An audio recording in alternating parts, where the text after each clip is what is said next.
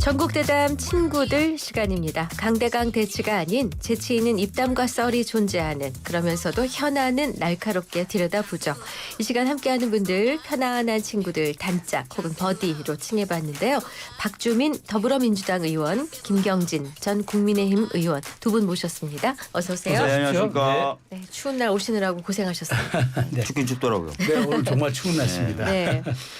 자, 어제 헌재가 이목을 많이 끌었습니다. 윤 대통령 그 탄핵 심판 헌재 5차 변론에 직접 출석을 하고, 그리고 주요 핵심 증인들이 많이 나왔습니다. 재판부는 이날 신문으로 증인 한 명당 이제 90분씩 하기로 했지만 예정된 시간을 훌쩍 넘겨서 7시간 가까이 걸렸는데, 이진우 그다음에 여인영 사령관에 이어서 홍장원 차장 순으로 어제 그 증인 심리가 진행이 됐습니다. 두 분 누구의 입을 가장 주목하셨는지 먼저 듣고 싶습니다. 네, 박주민 의원님. 많은 분들이 오셨을 텐데 저는 그 홍장원 전 국정원 1차장 네. 워낙 국회에서도 시원시원하고 분명하게 진술을 했었기 때문에 과연 이제 윤석열 대통령 본인이 네. 있는 앞에서는 어떤 발언을 할까, 이게 네. 제일 관심 있었고 그래서 잘 지켜봤던 것 같습니다. 네. 근데 뭐 어떻습니까? 총평을 한번 해주신다면. 그러니까 뭐 사실은 이진우 그다음에 여인영 두 분은 국회에서와 달리 이제 아마 형사재판 때문에 그런 건지 네. 거의 진술을 안 했고요. 홍장원 그분은 이제 국회에서 했던 진술과 뭐 거의 유사하게 진술했던 것 같습니다. 네. 예. 네. 김 의원님 어떻게 보셨어요? 일단 참 다들 안 됐어요. 이게 지금 그러니까 본인을 임명해줬던 대통령님 앞이잖아요. 네. 얼마나 거북하고 어려운 자리였겠어요. 그게 하나가 있고, 두 번째는 본인들 형사재판에 걸려 있는 분들이 많으시잖아요. 보면. 네.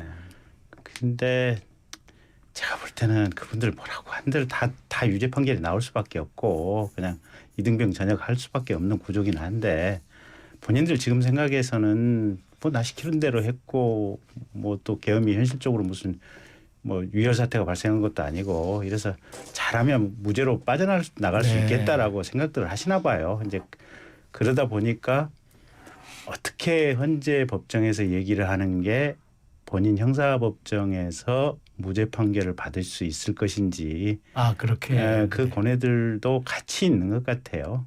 그래서 그 두 가지가 섞여 있는 상태에서 증언을 하려고 하니 한쪽 질문에 대해서 일부만 답변하고 일부는 답변 안 하고, 네. 또 상대방 쪽 질문에 대해서는 또 아예 그냥 거의 대부분 답변을 안 하는 이런 상황들. 그리고 뭐 지금 대통령님에 대한 공소장이 이제 사실은 뭐 국회 통해서 다 나왔잖아요. 네. 보면. 거기 보면 상세하게 이런저런 흐름들이 거의 시분초 단위로 보이고 있잖아요. 보면.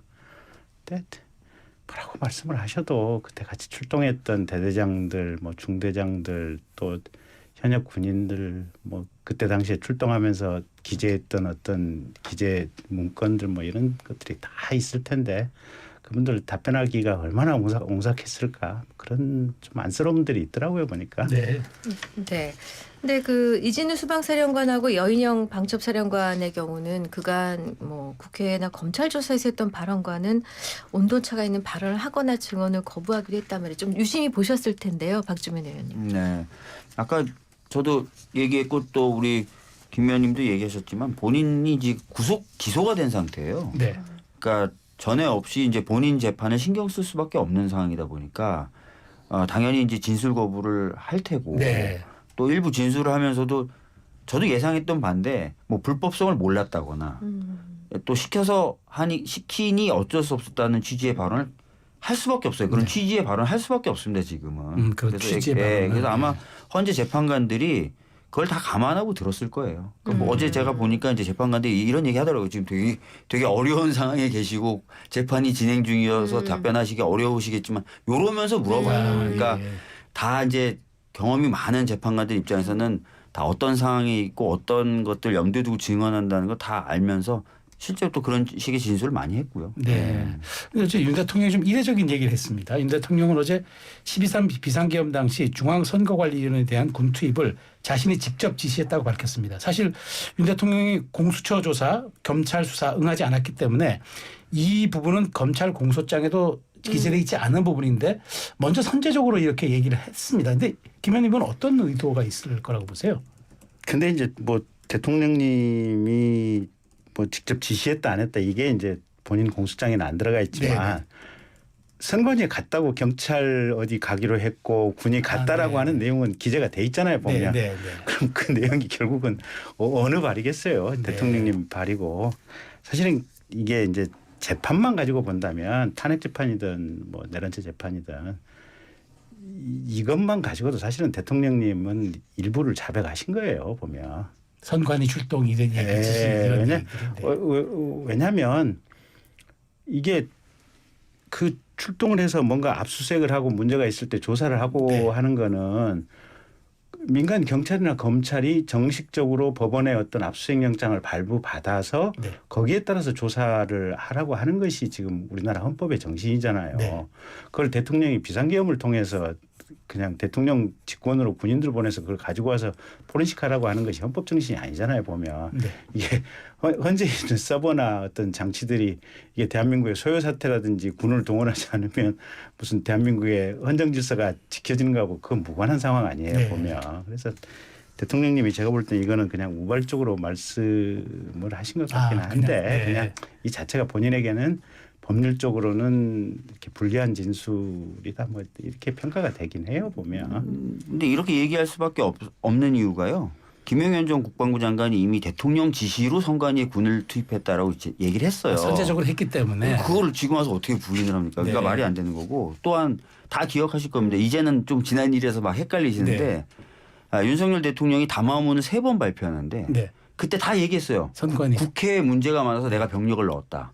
선관위가 부정선거 의혹이 있어서 내가 조치를 취한 거다. 네. 자기가 다 그때 인정을 했던 거예요. 네. 근데 지금 와서 헌재에 와서 뭐 마치 아닌 것처럼 무슨 달 그림자가 이게 그러니까 다들 국민들 입장에서는 본인이 나와서 담화문까지 다 발표해놓고 그래서 국회에다 군 보내고 그래서 선관위 군 보내놨다고 다 해놓고 무슨 소리 하는 건지 다 이랬을 거예요. 네. 뭐 달그림자 얘기하셨으니까요. 네. 발언 기회를 얻은 대통령이 이 달그림자 쫓아가는 것 같다라는 표현을 했습니다. 이번 사건을 보면 실제 아무런 일도 일어나지 않았는데 지시했니 지시받았니 이런 얘기들이 마치 호수 위에 떠 있는 달그림자를 쫓아가는 것 같은 느낌을 받았다. 이렇게 발언을 했습니다. 네, 김경진 의원님. 그냥 대통령님 정치적인 발언이신 거죠. 정치적 발언이다. 그날 저녁에 많은 일이 있었잖아요. 아무 일이 없었던 게 아니잖아요. 국회 경내에 무장한 군인들이 들어왔고 국회 경내에 헬리콥터가 들어왔고 국회 안에 국회의원과 보좌진들이 들어가지 못하도록 경찰들이 차벽을 쌓고 이게 출입을 통제하고 있었고 심지어 그러다 보니까 국회의장이나 국회의원들이 담을 넘어서 국회를 들어가는 상황이 있었고 군인들이 국회 유리창을 깼고 그러니까 사람이 죽거나 상해를 입는 이런 상황이 대한민국의 천운으로 이게 발생하지 않아서 아무 일도 없었던 거지. 방금 우리가 그날 그 상황을 영상 속에서 그 TV 영상을 통해서 우리가 수없이 봤잖아요. 대통령 말씀은 불상사가 없었기 때문에. 불상사가 그렇죠. 인명이 다치는 불상사가 없었다. 때문에. 나는 그 말씀을 하고 싶으신 거 아닌가 싶기는 한데 그날 많은 일이 있었고 우리가 다 영상을 지켜봤잖아요. 네. 그래서 관련해서 민주당이 이제 윤 대통령은 아무 일이 없었다고 이게 얘기하는 거는 국민 모욕하는 거다. 내란 사태를 오히려 희화화하는 거라고 비판하면서 이재명 대표는 쿠데타가 장난이냐 뭐 이런 식의 이제 이야기를 했습니다. 그러니까 사실은 형법의 내란죄만 보더라도요. 뭔가 유혈 사태가 있어야만 내란이 성립한다라고 되어 있지 않아요. 네. 뭐 사람이 죽거나 꼭 다쳐야만 내란이 된다. 이게 아닙니다. 그래서 지금 법 전문가라서 분명히 저는 윤석열 대통령도 잘 알고 있을 거예요. 이 내란죄 구성 요건이 어떤 건지. 이제 그럼에도 불구하고 어떻게 보면 약간 본인에게 유리하게 법을 해석하는 건지 아니면 오도된 정보를 일부러 주기 위해서인지 마치 아무 일도 아니었던 것처럼 또 내란죄 구성 요건에 해당이 안 되는 것처럼 주장을 하는 건데 다시 한번 말씀드리지만 내란죄 구성 요건에 무슨 유혈 사태가 있어야 된다든지 사람이 다쳐야 된다든지 그런 내용은 없습니다. 네. 자, 주제를 좀 바꿔보겠습니다. 윤 대통령 측이 어제 더 이상 이제 대통령이 접견을 하지 않겠다 이렇게 밝혔습니다. 그 이제 이런 발언이 나오게 된 배경이 설 연휴 직후 이뤄진 이제 권성동, 권영세 이제 또 지도부 투톱이 윤 대통령이 있는 이제 서울구치소를 찾아서 접견을 했습니다.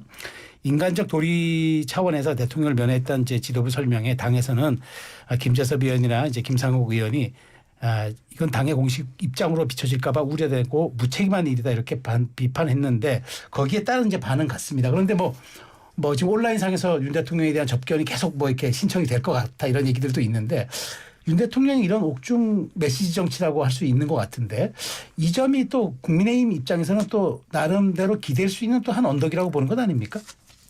모르겠어요. 모르겠고요. 근데 저는 그러니까 김재섭 의원님 말씀을 기준으로 해서 본다면 네. 그 대통령님께서 12월 3일 날 큰 잘못을 저지르시기 전에 네.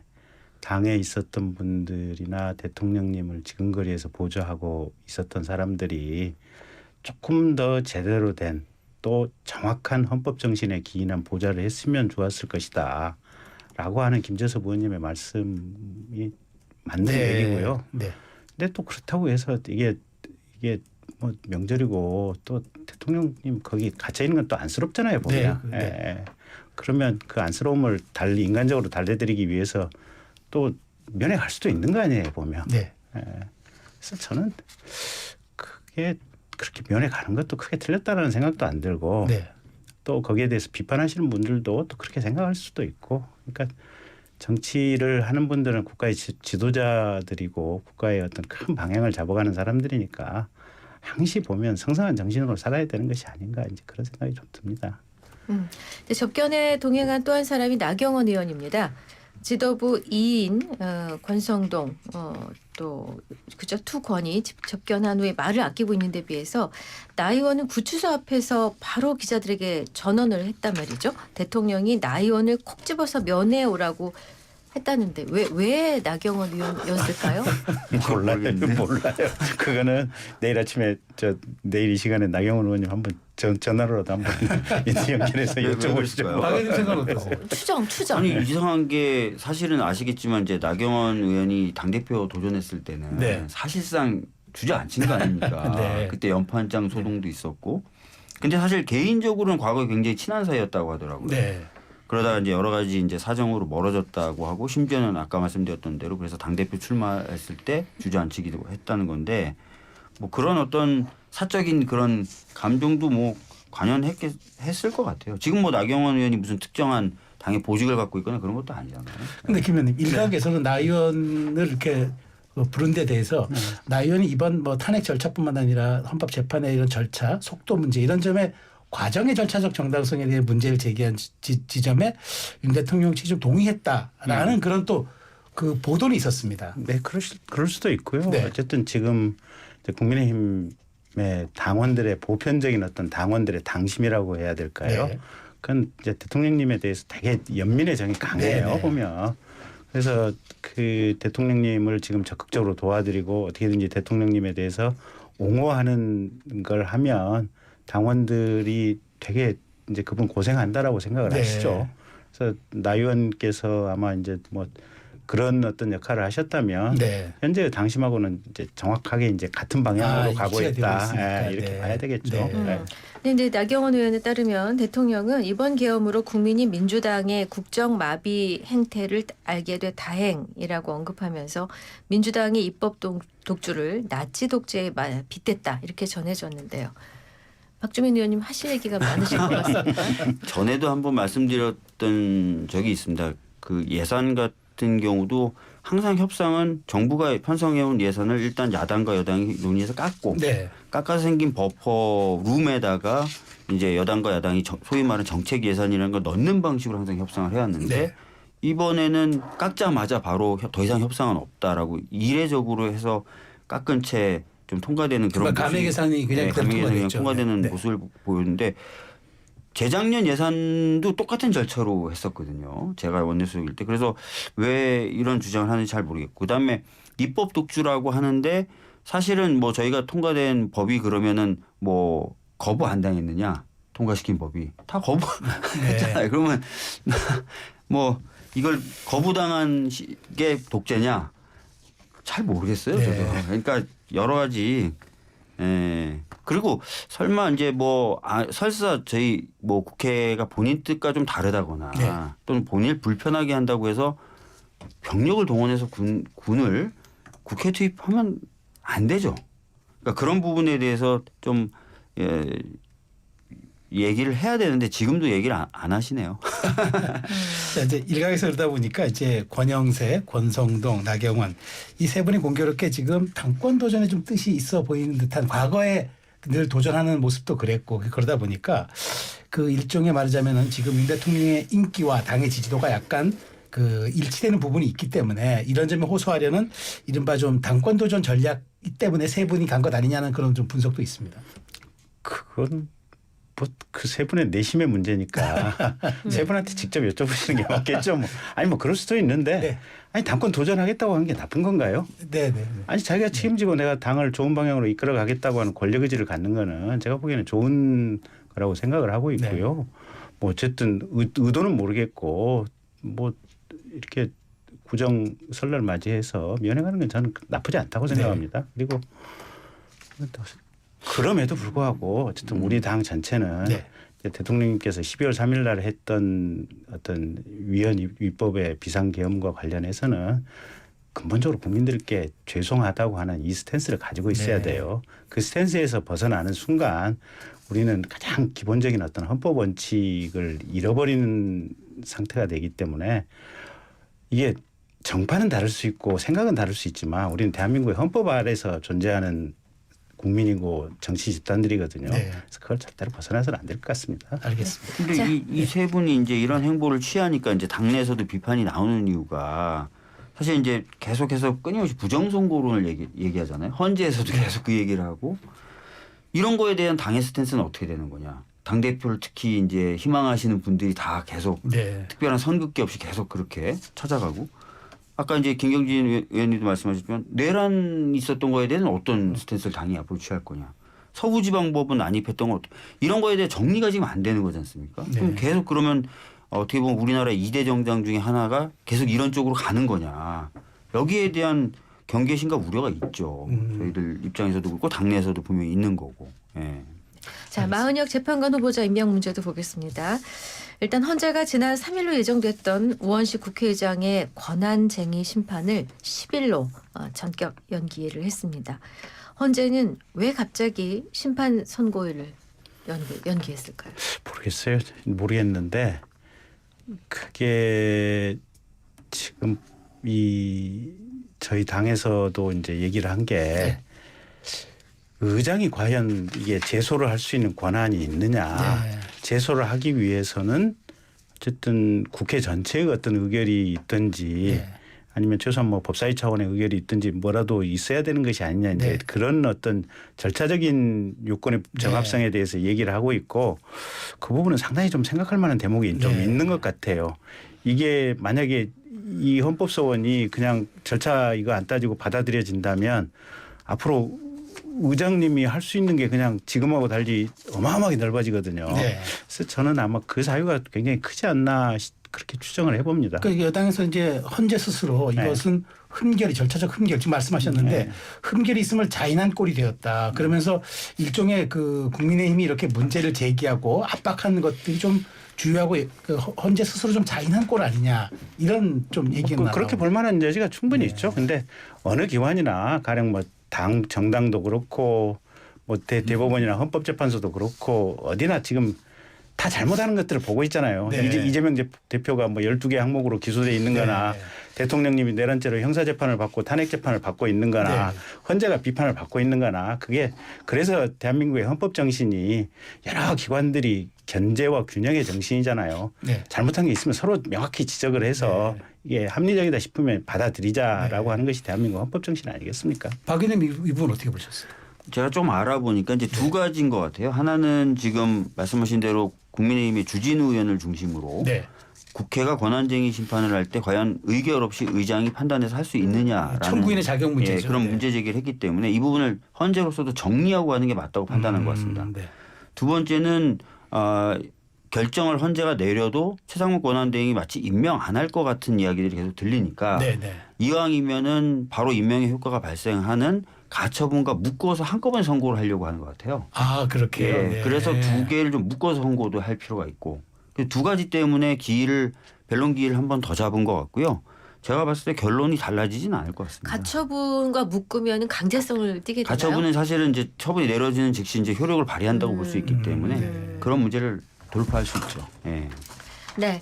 자, 지금 또 하나의 큰 이슈가 민주당에서 발의했던 내란 관련된 특검법을 최상목 권한대행 거부권을 행사했습니다. 민주당의 박찬대 원내대표는 비상한 결단을 할 수 있다 이렇게 말을 했는데 최상목 대행 탄핵도 고려가 되고 있습니까? 실제 뭐 당에서는 이 부분에 대해서 지도부에 위임을 한 상태입니다. 그래서 지도부가 여러 가지 현황을 보고 판단을 할 건데 예전이나 지금이나 가장 중요한 판단 기준으로 삼고 있는 건 마은혁 재판관을 포함한 헌재 재판관들이 다 임명이 되느냐를 네. 기준으로 놓고 보는데 만약에 아까 말씀드렸던 대로 이제 헌재가 그걸 다 묶어서 판결을 하고 이렇게 되면은 또 지도부는 약간 또 다른 판단을 할 수도 있고 네. 하여튼 지도부에게 저희가 현재 일임해 놓은 상태입니다. 그럼 이제 최상목 대행이 어떻게 하느냐를 보고 판단하겠다 이제 그런 그렇게 되는 거죠. 그 예. 최상목 대행은 또 그 헌재의 주문이 어떻게 되는지를 보고 또 이제 이제 또 판단한다는 법제처와 또 거고요. 법무부가 상의돼서 맞습니다. 한다는 건데 실제로 다들 예상을 어떻게 하냐면 네. 법제처하고 법무부에 문의하는 것 자체가 되게 우습긴 우스워요. 왜냐하면 헌재 결정은 최종적인 건데 네. 결정을 내렸는데 그걸 또 그 아래 기관인 한참 아래 네. 기관인 법무부에 문의한다는 것도 웃긴데 그 얘기인즉슨 임명하겠다는 거거든요. 헌재가 인용 결정하면 하겠다는 거거든요. 네. 그러니까 그런 것까지 다 좀 보면서 지도부가 결정하게 될 것 같습니다. 예. 김 의원님은 어떻게 보세요? 그 저 최상목 대행이 헌재가 어떤 주문에 따라서 물론 아직 그 결론은 나오진 않았지만 네. 어떤 스탠스와 입장을 가져야 된다고 보십니까? 아니 당이론적으로 보면 또 헌재 결정대로 따르는 게 맞겠죠. 근데 맞는데 그냥 현실 속에서 예상을 가지고 본다면 네. 저는 임명 안 할 가능성이 더 높다고 봐요. 네. 왜냐하면 기존에 2명을 임명한 걸로 해서 헌재 심리 과정이 실질적으로 원활하게 돌아가고 있잖아요. 보면. 8인 체제로. 네, 8인 체제로 돌아가고 있고 그다음에 여러 가지 이제 어떤 헌재라고 하는 것이 일종의 사법기구이기는 하지만 주로 정치에 관한 심리를 하는 사법기구거든요. 네. 그러다 보니까 이게 어떤 정치적인 신뢰관계 뭐 이런 것들이 대단히 중요한데 네. 이게 이제 마은혁 재판관과 관련해 가지고는 지금 국민의힘 쪽에 되게 또 이게 보수 성향을 가진 국민들 쪽에서는 대단히 좀 반대 정서가 네. 강하거든요. 그래서 안 하겠다는 게 아니고 좀 제발 좀 어떤 방식으로든지 합의를 좀 해봐라. 네. 지금 그런 얘기잖아요 보면. 그래서 제가 볼 때는 최 대행이 임명 안 할 가능성도 꽤 높지 않느냐. 저는 현실적으로 그렇게 예측을 하고 있습니다. 그러면 최상목 대행도 탄핵이 될 것 같으세요? 안 될 것 같으세요? 그건 이제 박주민 의원한테 아니 그거 이제 또 민주당 내 분위기는 박주민 의원께서 지도부가 네. 알아서 하실 거다 하셨으니까. 근데 이재명 대표께서 최근에 하고 계신 행보를 보면 대통령을 하기 위해서는 할 수 있는 내가 할 수 있는 모든 뽀샵 처리는 다 한다. 지금 이거잖아요. 뽀샵 처리? 예. 포토샵이죠.